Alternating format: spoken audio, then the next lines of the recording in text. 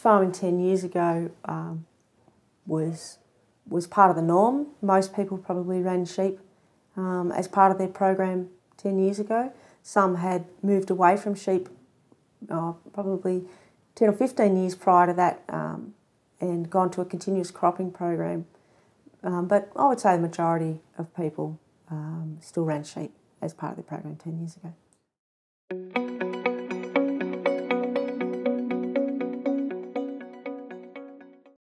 In any enterprise, if it's a single focus enterprise, then there's risks associated, whether that's all sheep or all cropping. So mixed farming allows for that to take some of the risk out of it, as opposed to all cropping.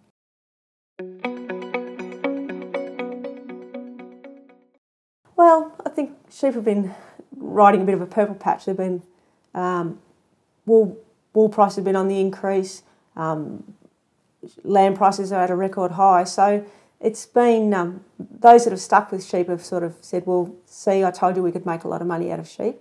And also the complexity is that if you want to get back into sheep now, if you've been out of them, prices are high, fences have come out as the economies of scale with bigger implements and more cropping, more intensive cropping, all the infrastructure for sheep has gone.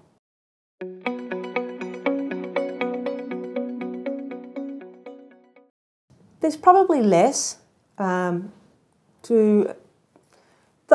that have always embraced mixed farming and run sheep and cropping have done so because they do it well. Those that are running a single cropping enterprise are doing so because they do that well. And I think when it comes down to it, it doesn't matter whether it's a mixed farming or purely cropping, as long as you do it well and have the skill set to match it, you'll make money.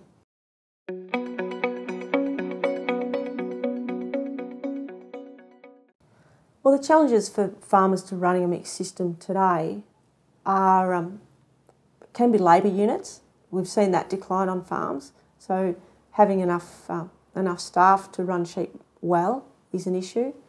Also, those that have embraced cropping quite intensively have, as we said, increased paddock sizes by pulling out fences.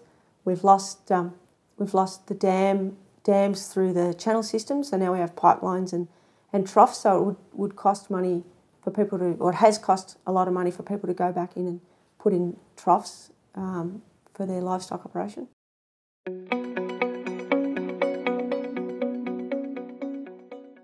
There's a wealth of information out there to help growers make good decisions. There's private consultants like myself. There's the farmer bodies like Birchip Cropping Group and the VFF.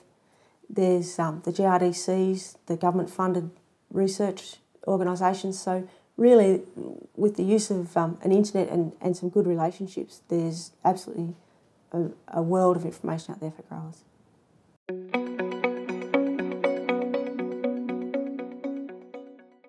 Yeah, well, climate variability is something we've been trying to manage for as long as we've been farming. So that's something that farmers certainly give credence to, but in the end it comes down to looking at the season as they think it's going to unfold and making decisions accordingly.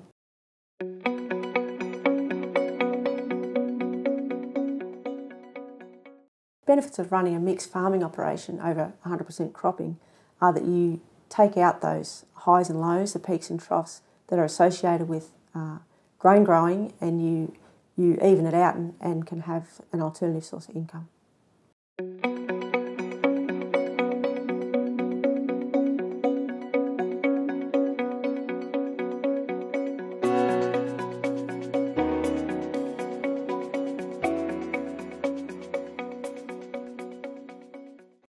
Definitely the cropping intensity wasn't as high. We were predominantly a 2-year rotation, where we obviously crop the paddocks 1 year and then leave it out fallow the next year, and obviously that's where the sheep ran on the fallow. The last 10 years we've identified what our high risk and low risk paddocks are, and to intensify cropping we decided to go that way. Financially, obviously the last 10 years that's how we've decided to go, like decided to increase our financial capacity.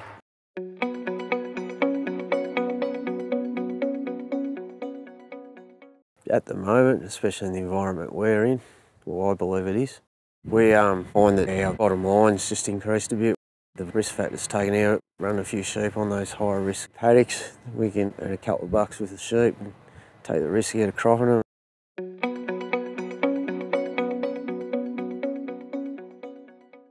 When we know harvest is coming around, we obviously just try and maybe organise the sheep so their husbandry needs, from our point of view, are a lot less, and we can sort of forget about them a little bit and concentrate on the harvest.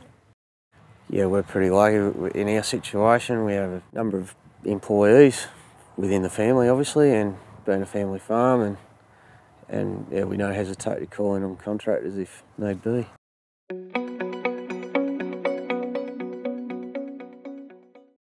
Local agronomist, internet, gut feel, previous experiences.